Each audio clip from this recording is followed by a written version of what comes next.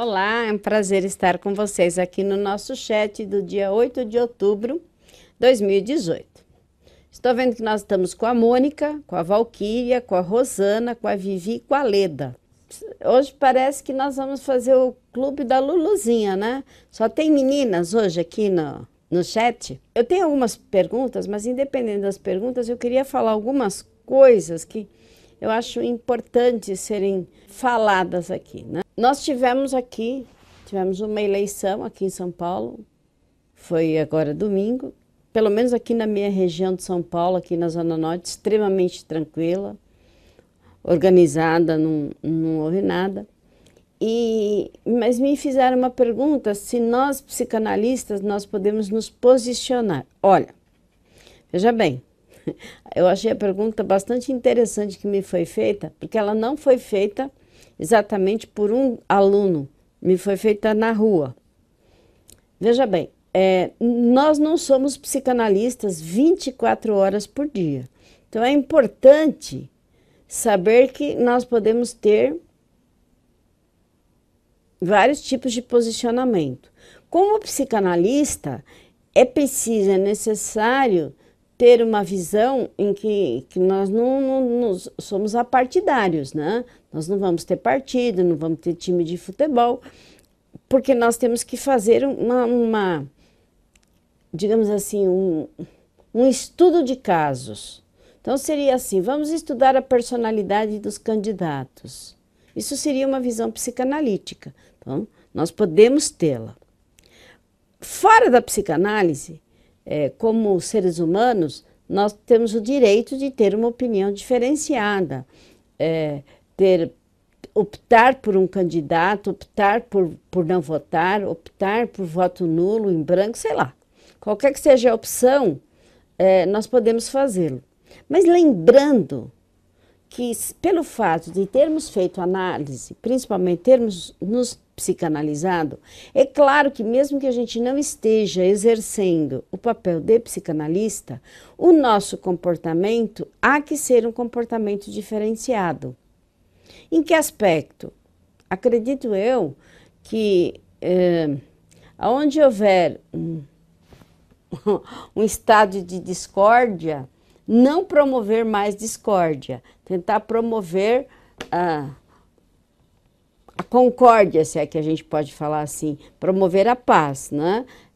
Então, assim, na medida do possível, tentar perceber se muitas vezes, porque assim, eu vejo muito uma questão de coisas que eu ouvi bastante, ódio e racismo, né? E intolerância. Então, nós da psicanálise vamos pensar assim. Primeiro, ódio, o que é?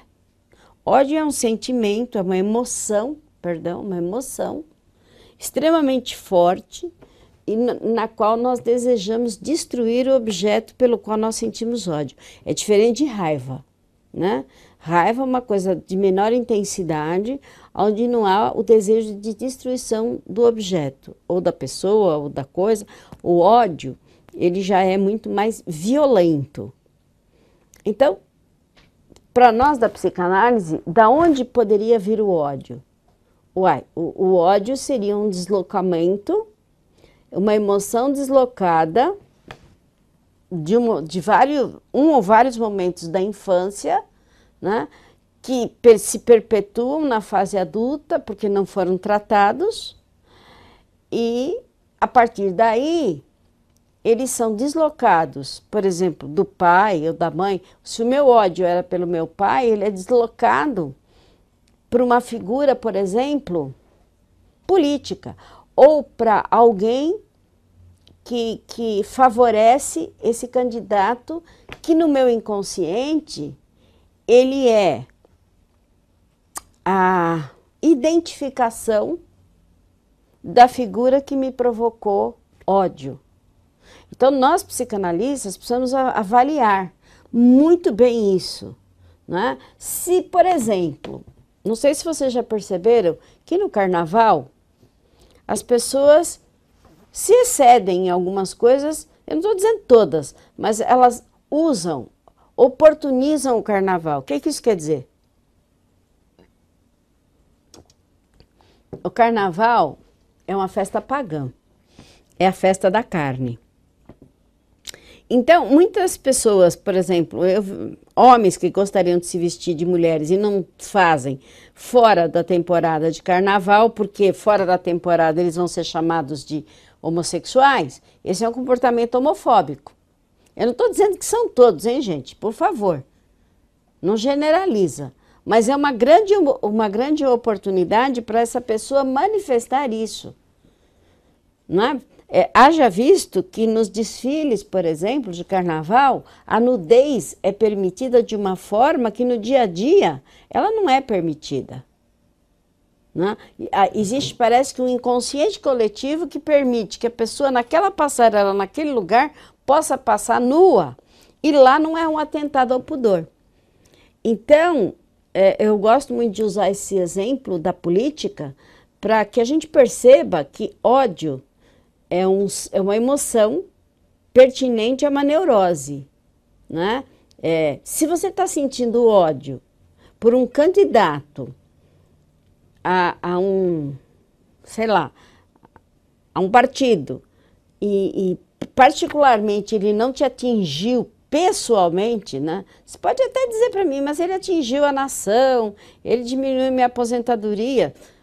Tá bom, mas o ódio tem que estar ligado a uma coisa lá de trás. Né? Não é comum que se sinta uma emoção tão forte por alguém que nem se conhece. Ok? Então, é uma boa oportunidade nós estarmos falando de psicanálise política nesse aspecto. Veja bem, eu estou me referindo à política partidária, porque política a gente faz o tempo inteiro. Tem a política da boa vizinhança, etc. Então, era isso que eu queria deixar aqui para vocês. Eu tenho algumas perguntas, mas eu estou vendo que entrou a Valquíria, a Rosana, a Mônica, a Vivi, a Leda, a Gislaine, a Pati Andrade. Olá, Pati, tudo bem? Continuamos na turma da Luluzinha, da Mônica, né? Não tem nenhum menino aqui.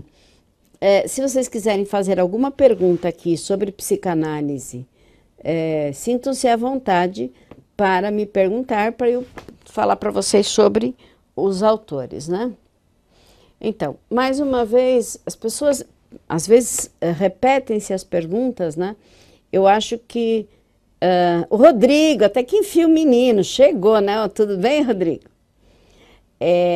As pessoas têm muitas dúvidas, né, com relação às coisas de psicanálise, até porque, assim, veja bem, estudar todos os autores profundamente seria quase que impossível. Então, até uma pergunta muito frequente que me fazem, né? Nós vamos estudar os autores da psicanálise e como é que a gente vai fazer? Como é que a gente vai aplicar as práticas? Como é que eu sei que autor e que prática eu uso? Olha, é mais ou menos como a relação do psiquiatra com a medicação. Ele faz um teste, ele dá o remédio, espera o efeito. Então, nós vamos fazer a mesma coisa, porque os pacientes, é por isso que nós somos integrativos, porque um psicanalista, ele não é lacaniano. Como é que age um lacaniano? Um lacaniano age assim. Por exemplo, o paciente veio, teve um insight, passou 15 minutos, 10 minutos, ele termina a sessão. Se você tem um paciente extremamente carente, que se sentiu abandonado, não é que foi, mas se sentiu, e você usar essa metodologia lacaniana, ele nunca mais aparece. Por quê? Porque as técnicas, muitas vezes, devem ser escolhidas conforme a necessidade do paciente. Então, um paciente mais carente, que técnica você ia usar? Bom, o Winnicott. Por que o Winnicott? Porque o Winnicott faz uma coisa de acolhimento, né? Ele acolhe a pessoa, ele acolhe o paciente, né? Ele não vai fundo nas questões, né? Aquilo que Freud diria, ele não quebra as resistências, ele não tira os sintomas, mas ele dá um profundo acolhimento. E isso faz com que a vinculação da transferência, muitas muitas vezes, essa vinculação transferencial se faça mais rápido, porque você percebeu que aquele paciente precisava desta forma de ser. Percebe? Então, assim, como usar as técnicas? De acordo com a necessidade do paciente, tá? Não é com a vontade do psicanalista. A professora Jung discordou de Freud a partir do momento que o pai da psicanálise falou sobre sexualidade. Porém, ao ler sobre os sonhos por Jung, o mesmo também diz que discorda neste ponto da teoria de Freud. Poderia falar um pouco da interpretação dos sonhos por Freud e Jung? Sim. Veja bem, a Paola, boa tarde. O que acontece é o seguinte, Freud já foi infeliz com a palavra sexualidade, porque Freud não estava dizendo de genitalidade. Mas isso naquela época, não é? Há 150 anos atrás, era muito complexo usar a palavra sexualidade ou genitalidade. Ainda mais isso dado a uma criança, não é? Ou isso aparecer nos sonhos. Mas como é que Freud via? Porque o sonho para Freud tem um conteúdo latente e um conteúdo manifesto, né? Diferentemente do que Jung vê nos sonhos. Então, Freud, ele achava o seguinte, qualquer coisa que no sonho tivesse uma forma arredondada, então assim, vamos supor, sonhou com um morro arredondado. Aí nesse morro tinha uma árvore bem comprida. Então a associação do Freud era assim, o morro é redondo, vamos associar as formas redondas femininas, aos seios e às nádegas. E a forma comprida da árvore seria associada ao pênis. O Jung disse que nos sonhos havia mais do que isso. E realmente havia mesmo. É que Freud estava num momento de descoberta que ele estava trabalhando aquilo e ele não conseguia ver além. Ele não conseguiu pesquisar além. Então, nem Freud estava errado e nem Jung. Um sonho poderá ter uma conotação sexual, sim, nesse aspecto, como poderá a montanha ser uma representação simbólica de qualquer outra coisa. Então, é isso, Rodrigo, que diferencia. Porque um sonho para o Jung não é necessariamente um sonho com símbolos sexuais. Para ambos, tanto para Freud quanto para Jung, sonho é símbolo. Você sonha com um símbolo. Mas o que eles discordavam quais eram os símbolos, né? Para o Jung, lógico que a quantidade de símbolos é maior que a quantidade de símbolos para o Freud, porque o Freud eram somente símbolos sexuais. Até as pessoas brincam, né, que tem uma foto do Freud com um charuto, onde as pessoas dizem assim, às vezes um charuto é somente um charuto, ou seja, nem todas as formas que têm formato de sexualidade trabalha essa questão da sexualidade. O que acontece é que na época do Freud, é preciso lembrar, há muitos anos atrás, havia um tabu muito grande com relação a sexo, e então, por exemplo, as mulheres procuravam muito os psicanalistas. Então, assim, falando dessa questão dos sonhos, dessa visão, né? Por exemplo, o Jung aceitou a ideia de que existem sonhos premonitórios, né? Então, o que é um sonho premonitório? É um sonho de algo que vai acontecer. E eu mesma já tive sonho premonitório. Então, eu creio que isso seja uma realidade, né? O Rodrigo diz, professor, é verídico dizer que ao tratar um paciente pelo autor como Lacan, o analista é totalmente mudo, deixando o paciente livre ao falar o quanto quiser, sem nenhuma interrupção, seja por 10 minutos ou 2 horas. Então, os lacanianos dizem que sim, mas Lacan nem sempre agia dessa forma. É por isso, Rodrigo, que muitas vezes quando você lê a obra e experimenta, mas Freud também muitas vezes ficava calado e deixava os seus pacientes falarem, esperando que a resistência viesse para fora. O grande problema é que chamada técnica do silêncio, aqui no Brasil, pelo menos que eu saiba, o analista não explica para o paciente o que vai acontecer. Né? Não forma primeiro um laço terapêutico para depois usar essa técnica. E a pessoa não sabe que isso é uma técnica e parte da premissa que quando vai no analista que não abre a boca, só existe essa técnica.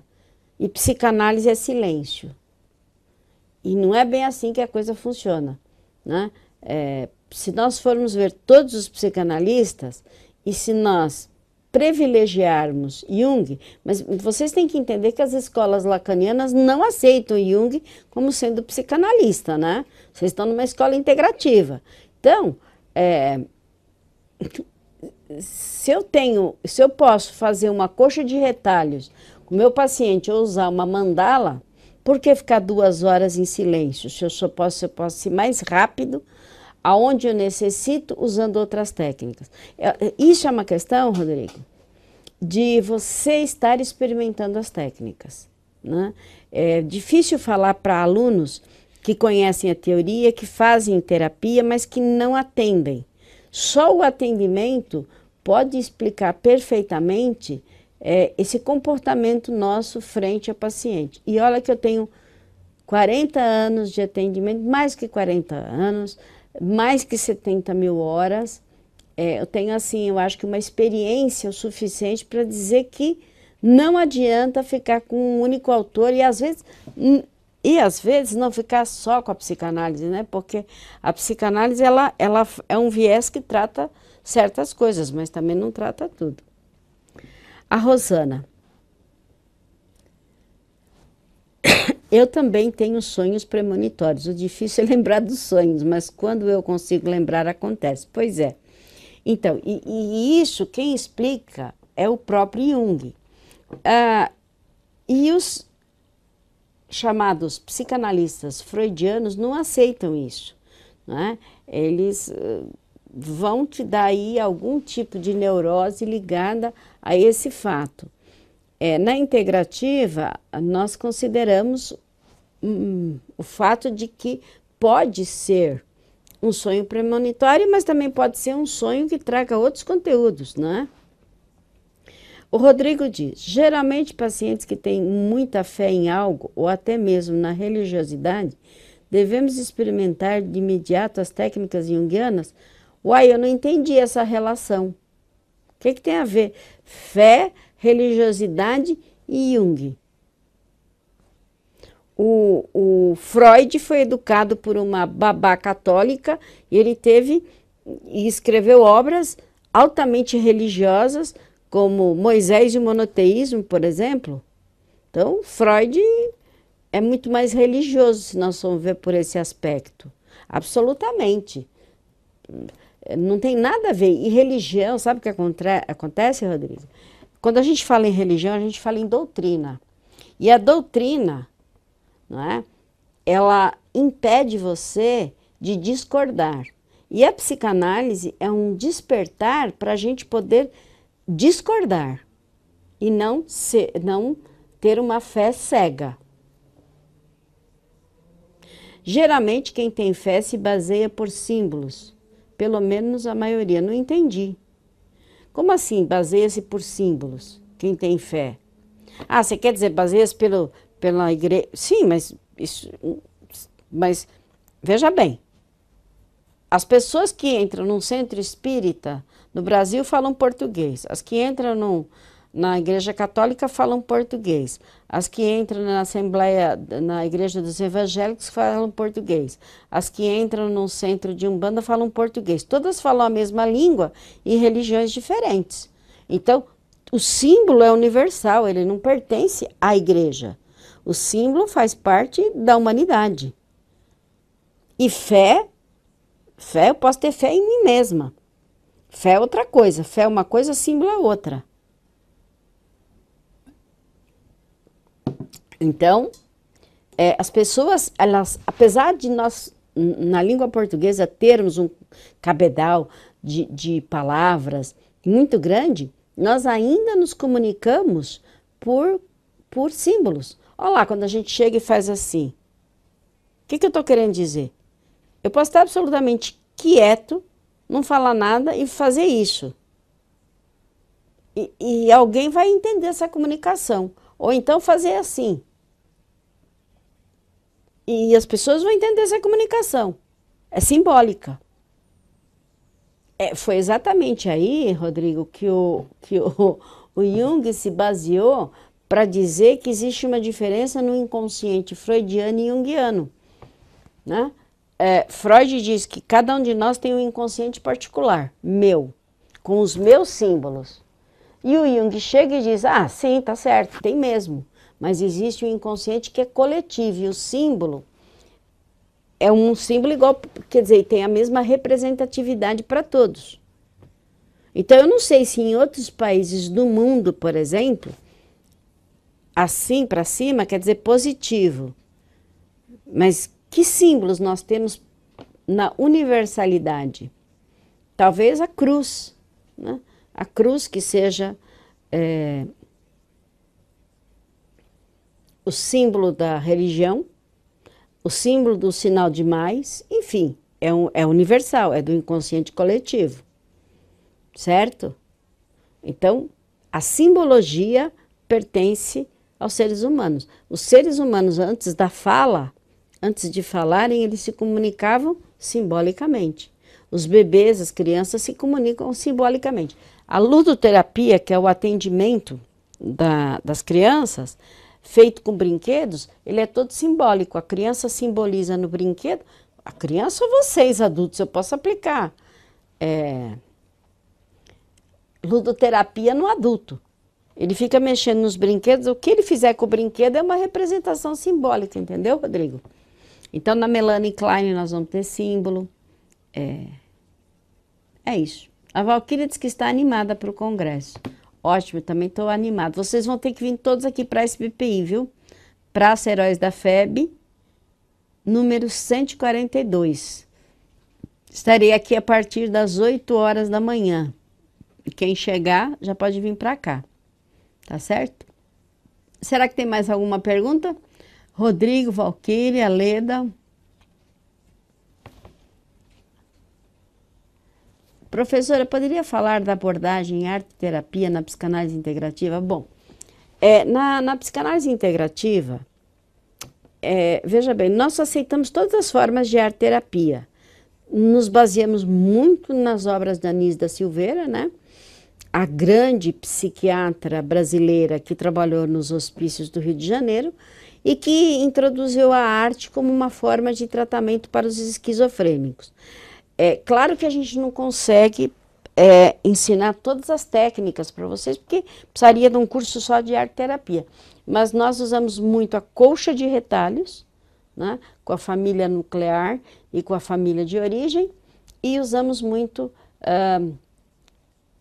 testes que o Jung usava, que a Anísio da Silveira, que alguns autores usam, que são desenho projetivo, né? O teste do rabisco, que você continua o rabisco do outro, e